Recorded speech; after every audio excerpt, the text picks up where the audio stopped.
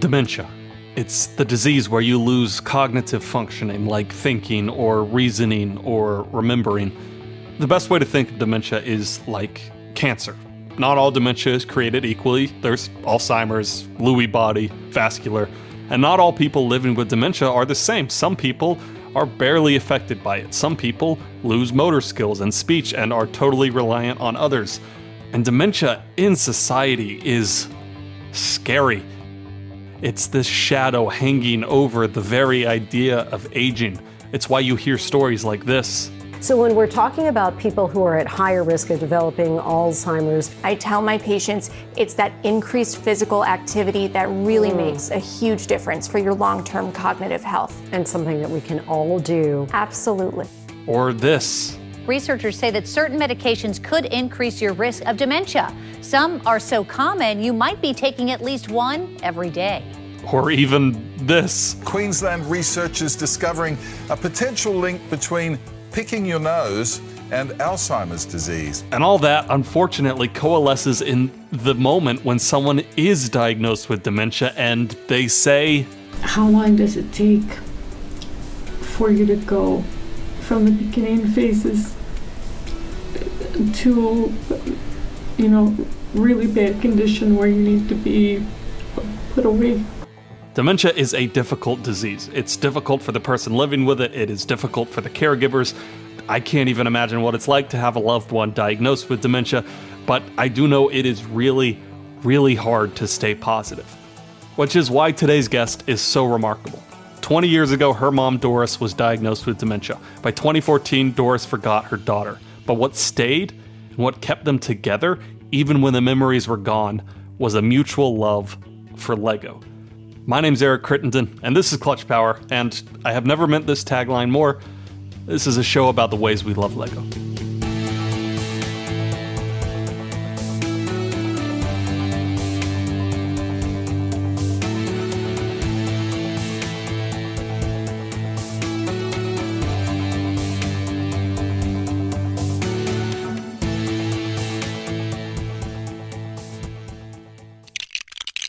Episode 20. Loretta Veney's mom. This is a really special episode, so only one segment for free listeners. It's an interview with Loretta Veney, an inspirational speaker, author, and Lego Serious Play facilitator. She tells me about her mom and why and how Lego kept them close. In a bonus segment for Clutch Power supporters only, I speak with Natalia Kasparovich, who is exploring how Lego engages people with dementia. I'll be honest, this is a bit of a heavier episode. Even going into the interview with Loretta, I was kind of apprehensive. I mean, I'm talking to a woman about her mom who cognitively declined over 16 years before passing away in 2022. But Loretta, man, she just exudes joy and positivity. She is a real inspiration. I hope you enjoy her story. Tell me about your mom. Woo, okay. So people called her Miss Doris. And she was really fiercely independent, and that became a big thing when her dementia showed up, because my mother had always talked about, staying independent, for her whole life. And, that's hard to do when you get something like dementia. But when I was 14, she had I had a sister sign a document that said we wouldn't make her live with us when she got old. So we settled when she got dementia on a group home, environment, which was really good, really small. My mom was really shy, total opposite of me. And so I grew up, I'm sure, driving my mom crazy because I always was talking. She always was, not talking. But our common draw, for almost my entire life was Lego bricks. And so we went, we took Lego from one extreme when I was a little kid to the other extreme in her deepest dementia. So it lasted, my whole life. I say 55 years we built with Lego. She gave me my first set. I was 5. And it was cool. You mentioned, I think in our first email, how much you love Lego and you love the sets and putting things together. And so my mom took sort of the opposite approach. She bought, the classic box of bricks, which are just big, collection of 2x4s and all the other sizes and different colors and shapes. And so obviously no instructions with that. So my mother said that she wanted us to use our imagination instead of, building something with instructions. She wanted to see what we could do. And she had a very interesting philosophy. She had taught us that we could build whatever we wanted, and that in life we could be whatever we wanted. And we believed that. So we would build all these, tall things, long things, and then we would tell a little story about it. And that part is really interesting, because years and years later, decades later, when I became a certified Lego serious play facilitator, the whole concept is about building something and sharing your story of what it is. So I was like, oh, I've been doing that my whole life. So just really cool. But she was, really amazing. Her biggest thing in life for us was education. She had one rule only: you would graduate from college before you got married. And she stuck to that rule. And I don't know if she was thinking that the Lego was going to be a great educational tool for us, whether it was just using our creativity and our imagination and storytelling. And, that was just as educational for us, I think, as anything else. And so that was, sort of the whole, mechanism of how it all, got started. But she was a, great woman, like I said, quiet and shy, but still, always wanted to be the best. She was a secretary for several people in what was then called Department of Health, Education, and Welfare. And so she, went to work every day. She worked hard, and, she, came home and took care of us. And so, just the, best mom ever. That's what I say. She raised us as a single mom. My dad left when I was a few days old. And so, quite the thing, but she kept us together and kept us happy. And so I did the, sort of flip that script when, it was time that she needed care. I, gave her the same thing she gave me. And I'm not sure if she even looked at it that way, but, I talked to her the day she was diagnosed on the way home.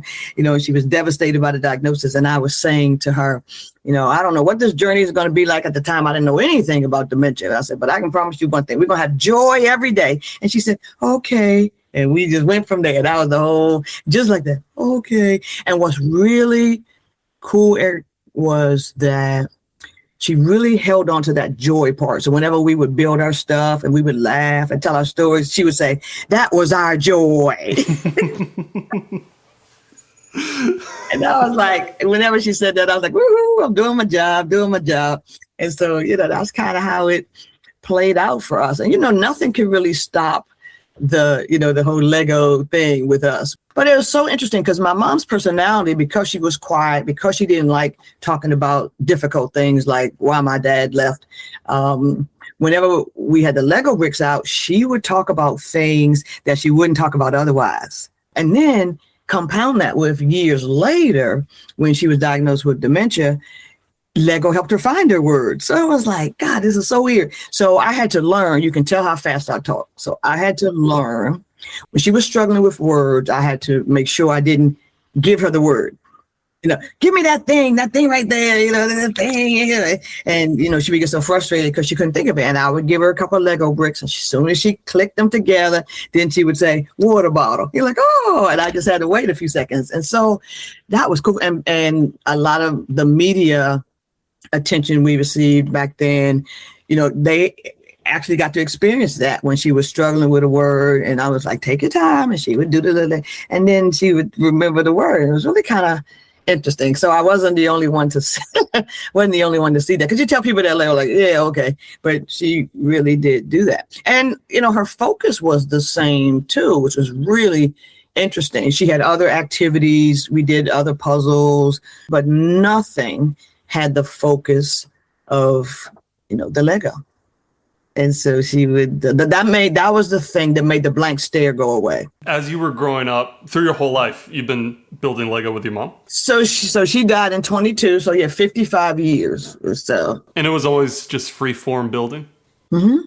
Why is free building so important, I guess, to your relationship with your mother? That's such a great question. I think it really kept the lines of communication open. We could talk about anything rather than what page is this? What's the next piece? Where does that go? Oh, you put it in the wrong place. That can be kind of challenging. And I didn't want that for her. And what's really one of my favorite things about Lego Serious Play and the way she approached it was, especially when we were trying to get her friends to do it with us, is that she would say, there's no wrong way to do it. And it sounds like that was the philosophy your entire life, right? Yeah. Just do my own little, thing. And I mean, I did set up a couple of things suggested that we built, and that was very personal. And here it is right here. It's a little house, as you can see. One of the things they say, especially in the evenings, is I want to go home. I want to go home. I want to go home. Back then, I had a little person with gray hair in there, and you see the little minifigure inside. And so when she would do that at night, because I told her one time, let's build a house. And she picked the little window she wanted and everything. This is the only thing that's glued, that we had.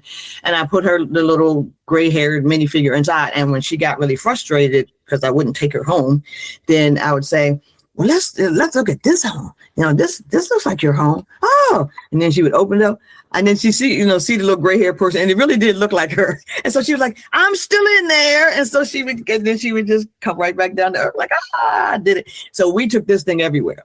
And so, like I said, it is glued for a reason. But it was one of the things you may have read about me is I always tried to build something that was going to get us through something. So when I tell people in my presentations that Lego was our drug, that's exactly what I mean. My mother was never really on any of those behavioral altering things. I wasn't ever afraid to take her out in public and things like that, because, have some of the same behaviors as maybe kids with autism. They talk and, and they cry and they have all kinds of behaviors. And, dementia is, a lot like that, but at the other age end of the spectrum. So I had a whole bag of things like these little fidget toys that I made. And I had, just how new parents have a whole bag of stuff, the favorite pacifier, the next favorite pacifier toy, the rattle. I had a whole bag of Lego stuff.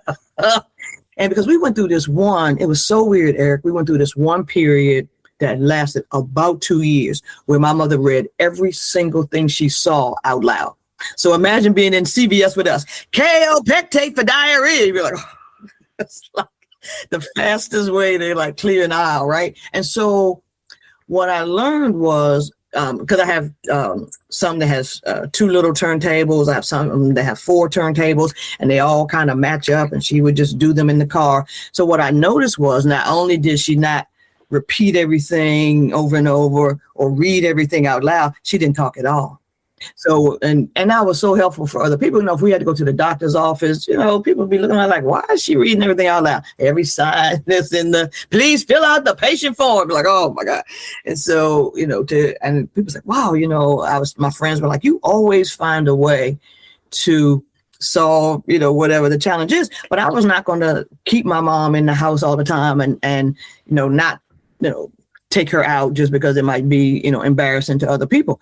So, I just found things to make it easier for us to still, be out in public and engage with other people and things like that. And she was happy to show her little toys off.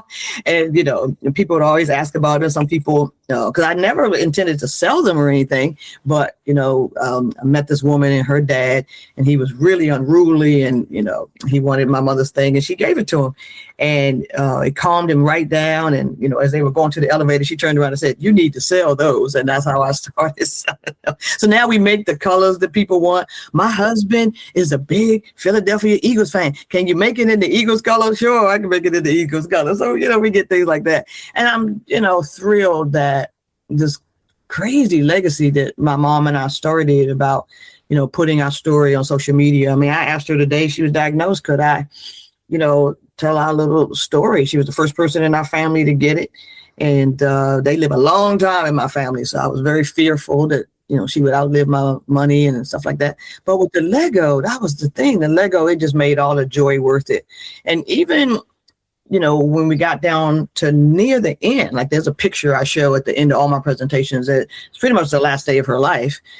She died about 11 or so hours, but she had the Duplo bricks in her hand. And only she didn't need the Duplo. She could still do the little bricks with the best of them. But I was tired of fishing out all the little pieces from from her hospice bed. And so I gave her just 6 of the Duplo bricks, and she did really good with that. So you see that in her hand, but you also see, her just staring at the, brick. She was still so focused, even on that last day, which is so unusual. And I didn't realize she was going to pass that day, because she still was pretty alert. But and so I could absolutely say we did Lego till the end. That was just, and that's, people ask me a lot, is that picture sad for you? And it really isn't, because I did what I said I would do. We had joy every day, till the last day. And, that's how it worked out.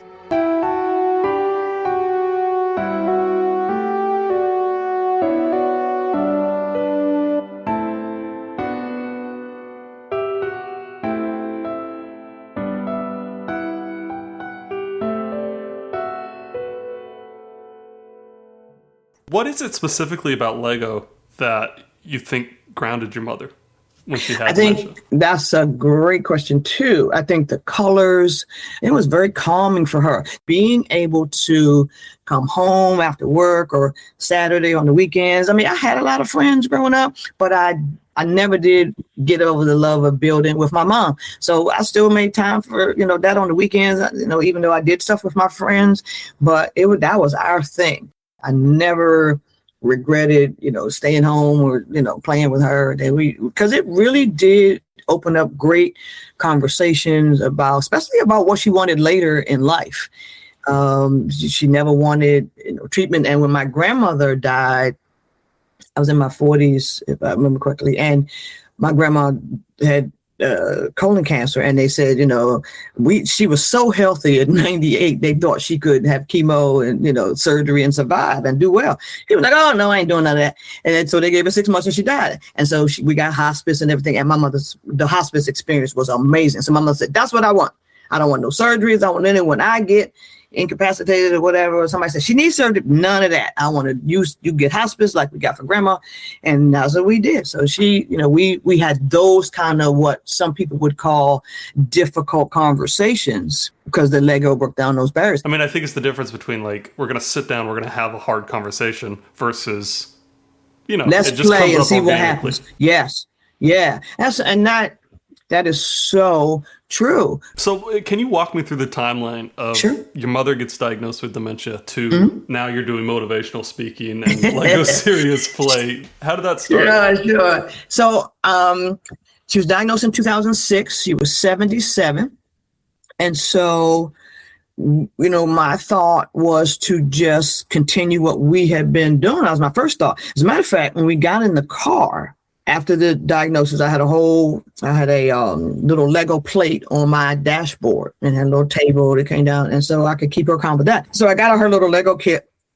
It was in my car. And I asked her to build how she was feeling about that diagnosis. But she didn't do that. Instead, she took her little Lego minifigure and she popped the head off of it. And she held up the body of the minifigure. And she said, I feel like in a few years, I'm going to lose my head. Wow, was not expecting that. I took a picture and I put that on social media, and people lost their minds like, wow, how profound that is for her to be able to articulate that's what she thinks her future is going to be. And that woke me right up like, wow, okay. So, we just kept going with that. But that gave me, a lot of purpose. So, we pretty much did the Lego every visit. Like I said, we did other things too, but nothing compared to the Lego. So I just became more focused. So I had been watching this thing probably as early as 2009. That was the year that Lego made their product, the Lego Serious Play, open source. Before that, if you did a Lego Serious Play session, you had to give them a cut of your fee or whatever. I'm like, I'm not really interested in doing that, but okay. And so 2009, they made it open source. I was like, yay, that meant you can buy their kits for it. You can do your own thing and just do your own thing. Have a good time. And so they sell a lot of different materials you can use in Lego Serious Play. So I wanted to get the certification, really wanted to do that, but it was so expensive. I'm like, oh, no. But when she forgot who I was, which was 2014, that's when I took the class. I was thinking, Yeah, we can still do what we've been doing all the time, building just stuff. But then I learned from the course. I did sign up to take it. That was it for me. And so we went there, and I was so fascinated by it. I enjoyed the class. It was probably one of the best things. I have a master's degree in forensic science, but in the Lego thing, I don't want to say it was more fun. It was so different, but it was just as intense. I swear, they really intense about this program. And so, you learn from that. It has 4 parts. You give them a task. Everybody builds their response to said task. Then everybody shares the story of what they built in response to said task. And then the 4th part is what they call a reflection phase. So if there was you and me and some of your coworkers, then you would all tell your stories of what you like most about working there. And, if you had an idea about one thing you could change to make it even better, you can build that. So the beauty of Lego Serious Play is that all voices are heard. So when people are so shocked, why would you think of doing Lego Serious Play with people who have dementia? Because they can't tell a story. Who says they can't tell a story? They most certainly can. And I've been going to Lego to Denmark for headquarters. We do this advanced training every year in September, October. And I met one of the academicians who had worked on it. I was trained by one of the creators of it. So I met this academician for the first time. I knew who he was. He'd written books and stuff. So he asked me, so Loretta, how do you use Lego Serious Play? Most of the folks are trainers, corporate trainers, or coaches. There are a lot of coaches, right? They're using that in their practice. Okay. She says, well, how do you use it? I have on my little Lego name tag that says Loretta. I say, I use Lego Serious Play with people with dementia and their caregivers. I wish I had a picture of the look on his face like, what? I repeated. He said, are you trying to say that they can tell a story of what they built? And I'm just like, why do you think they can? I'm like, yeah. He said, do you have pictures of yourself doing that? I was like, yeah, thousands of them. Can I see some pictures? He sees some pictures.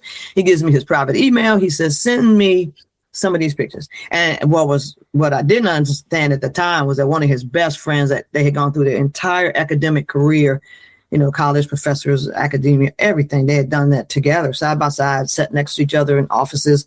And that guy had dementia. And I ended up giving him one of my little fidget toys. And I never expected to hear from him again. And like a week or so later, he sent me a picture of the guy going, he was so excited. He said, Loretta, he loved it. He was so excited. And because he sounded like, he still visits him all the time and stuff. And so it was so eye-opening. You could tell he was running around the room telling some of the other instructors about this woman. And so, one of the awards I have won for this work is because I found an innovative, non-pharmacological way of engaging with people with dementia. And I don't know why people are so wowed by it, because the thing is there and it shows everyone is included, all voices are heard. It doesn't say all people except people with dementia. So I thought it was a no-brainer to try it, and it just got a lot bigger than I thought it would. Yeah, no kidding. So when you work with caregivers now, what do you see as the difference when they first initially start versus when you're done with them? I tell you, sometimes, Eric, I take pictures, what I call before and after. I've met with people who I swear I thought was just going to pass out in front of me. They're so exhausted and frustrating. It can be really scary. A lot of times they come to these sessions, either a conference or a caregiver support group or whatever it is that brings them all into a same room. And it is scary how without hope they are, and definitely no joy. So when I start showing a shot about joy, people give me the side eyes, my granddaughter would say, like, but then they kind of get into it. I was like, okay, build a bridge. And it was like, okay, I'll try. And they build a bridge. And then, it's an amazing thing that Lego suggests as a opening thing, a sort of practice build, just to give people confidence. And then, we have everybody hold your bridges up. And then they also notice sort of the Oprah aha moment. They also notice that none of the bridges, no matter how many people are in the room, and everybody has my kit has the same 45 pieces in every bag. They might be different colors, but all the pieces are the same, right? And they're looking around the room like, I would have never thought to use that piece. So they see how different they are. None of them are even remotely the same, whether it's 4 people, 6 people, 660 people, which is probably the largest group I've done in a conference. Watching that like, wow, this is amazing. And it shows them how different they are. But I also get them to think of bridges in the sense of, look at how many bridges you are building as a caregiver. And then you get into the real stuff. So I'll start with caregivers. Sometimes I start with a negative. And by that, I mean, build your greatest caregiver challenge. And they'll build that. Nobody in the family. I got 6 siblings and nobody's helping me. Or, I'm having a hard time balancing work and, caregiving. Okay. And I'm married and, my husband and all that. Okay. And so we hear everybody's story about that.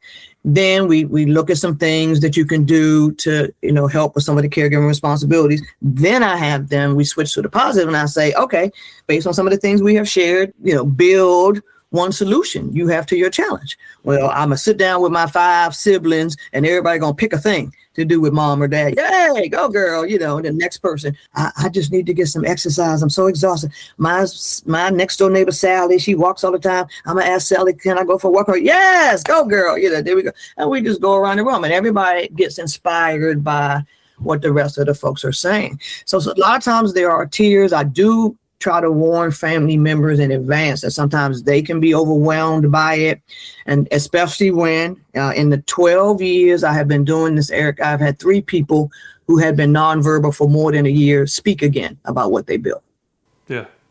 When I tell you that is life-changing, that is. Everybody's crying, people are hugging. It's just an amazing experience. People tell these amazing stories about their mom or their dad, especially when the whole family's building together. I've had sessions where we've had 4 generations in the same family building together.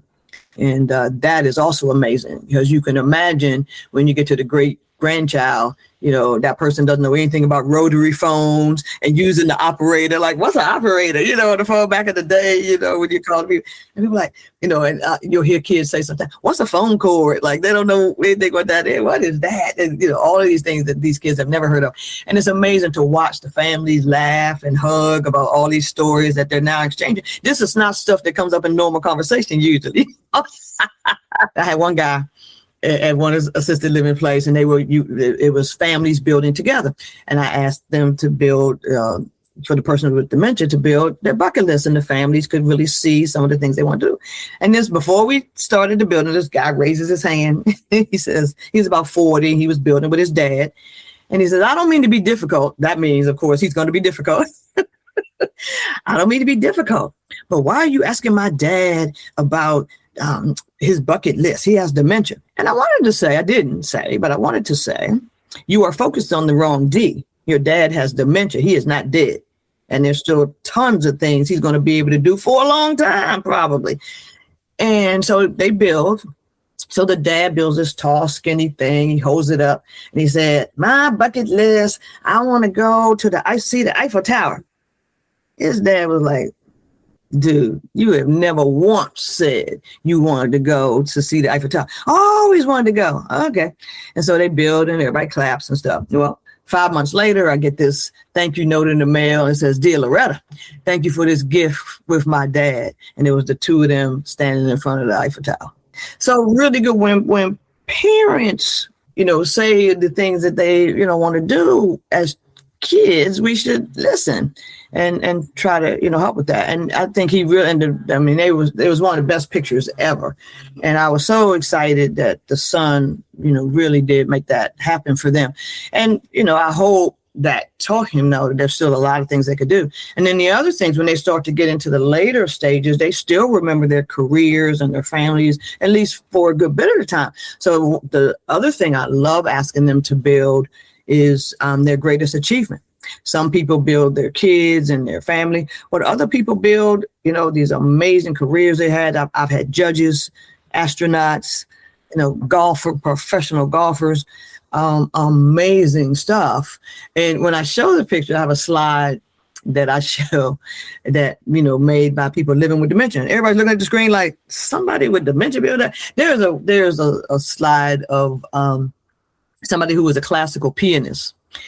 And so in my kit is a 1x stud. And so it holds something up. So this guy built a piano and then used it with a 1x to hold it up to illustrate like a grand piano. The thing is stunning. And it's amazing where they can go when you give them the opportunity. And they would tell their stories. And sometimes they've lived in some of the places like where you work for 5 or 6 years, but they've never told their story. I had an astronaut, a person who worked at NASA who, prepared astronauts to, go to the moon or wherever they were going.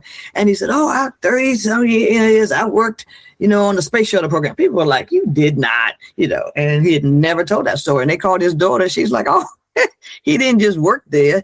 He, pushed the last button before the doors opened and then got on the thing. Like, wow. And I made a poster out of what he made, and now it's on the front door to his room in his community. So I think we just have to use, whatever it is, Lego, that was our thing, but use whatever it is that connects with them when they start to go deeper, into the disease, to, find that joy or whatever. I think the struggle people have with me sometimes is that, they don't understand how I can mix those two words, joy and dementia. Like, it's such a horrible disease. I'm like, yeah, but you can't be mad every day because they can live for years with this. You better find some joy or something, or you're going to die of some internal disease from all the stress. So that's why I focus so much on the joy.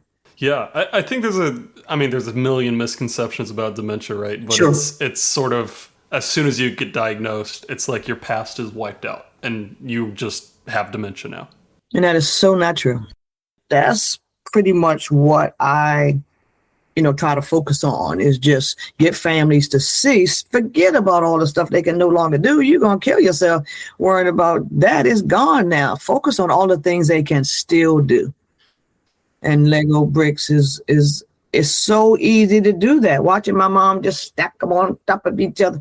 I mean, anybody can do that. I've had this year and 3 last year, I had people who were over 100. One lady was 104, right in Baltimore City. She came to a Baltimore City event. I was blown away. She looked 80, maybe. She didn't have a cane. I watched her go to the bathroom and come back. No cane, no nothing. And she turned 105 the next day. Do you get people who have never touched Lego before? Yes. So all those 100-year-olds that I just, none of them had ever. And most of the 90-year-olds, if you were back, you grew up in that environment, you probably had a, lower level job. You are not thinking about buying Lego or many other, because, Lego has always been fairly pricey. And most of the time, the number one comment I get when people are done with this experience, they say, I am never going to look at a Lego brick the same way. Because what you're telling them is that if I asked you to look at this piece and add some meaning to it, and just tell the first thing that comes to your mind, and you would say that. Well, and that's what we're asking them to do, to metaphorically come up with something. So I'll give you this example. So the windmill looking piece, and when you add it to the little, it spins around. And the reason why I wanted a spinning piece in here, when you're dealing with people with dementia, they will say, I feel like my head is, spinning out of control, and caregivers will say, I just don't have enough time. I'm just spinning, going in circles, trying to do all the caregiving and my home responsibility and all that. So I wanted something to metaphorically have them be able to illustrate motion. And so, but everything else, I don't want to demonstrate for them because I don't want to take away their engagement. So they learn a lot about not just building and using their imagination, but also making some of these pieces that they could probably never explain fit their story. And that, some of the things, make that so easy. And I got an email from a woman the other day, stunning. She said she took a class with me somewhere 6 years ago. And she remembered I said, keep building. Every Friday, she would get her little kid out and she would build what she did that week or how her dad and mom were doing or whatever it was. And then she sent me a picture and she said, Loretta, I know you don't remember me. I wanted you to see what I built. I just had to make the difficult decision. You helped me so much with my dad, but I just wanted to show you. I made a difficult decision to put my dad in hospice, and this is what I built. How I felt about that. She said, I know it's the right decision, best decision for us and him. And she said, I had to work through that with the Lego bricks. So thank you for giving me this gift 6 years ago. And she was still building that whole time. And that makes me happy more than, any money, is when people say, this is how I was able to stay focused and, get my energy back, and whether it's, come home after work and building, something else and then taking it apart and building something else. My legacy with my mom, I believe, is to encourage people to keep going. It is a nasty disease. I don't try to sugarcoat that in any way, shape, or form. I put all the nastiness of my mother's disease, on social media. The whole 16 years, we did the good, the bad, and the really, really ugly. And I didn't realize, I don't really look at followers and whatnot, and I didn't really understand that back then, especially.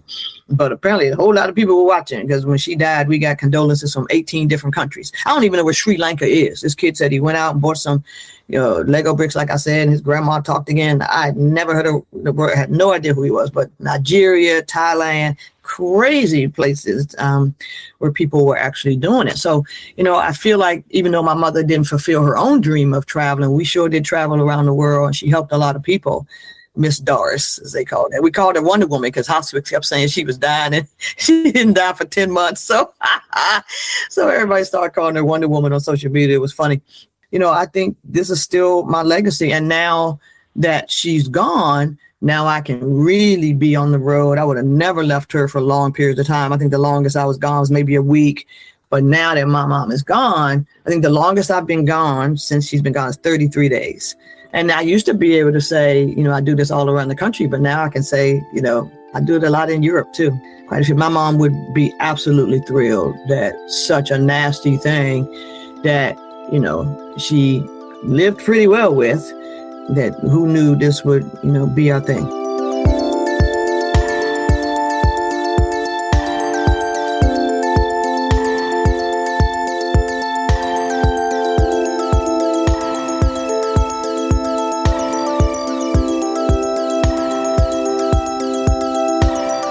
Can't thank Loretta enough for coming on the show. Read her book, Being My Mom's Mom, or at the very least, check out her website, lorettaveney.com, to see pictures of her mom playing with Lego right until the end. And thank you to Natalia Kasparovich. She is a gerontologist, and while we didn't get to talking about it for this episode, she runs Bricks for Better Brains, which gets older people back into creative hobbies using, you guessed it, Lego. Thank you to my Clutch Power supporters as well. You really inspire me to keep pushing this show further and further afield. It has moved so far beyond just covering old Lego themes into a really special and heartfelt episode like this one. If you want to become a supporter, the link is in the show notes. You'll get bonus content for every episode, along with a special digital Lego MOC. For this one, I did a portrait of Loretta's mom, Doris. I hope it does her justice. And finally, thank you for listening to this show. I am so grateful you've made it this far. I really appreciate it. If you can, please share the show around. Follow the podcast everywhere as well. It's Spotify, it's on Apple Podcasts, YouTube, Instagram, TikTok. It's the same handle.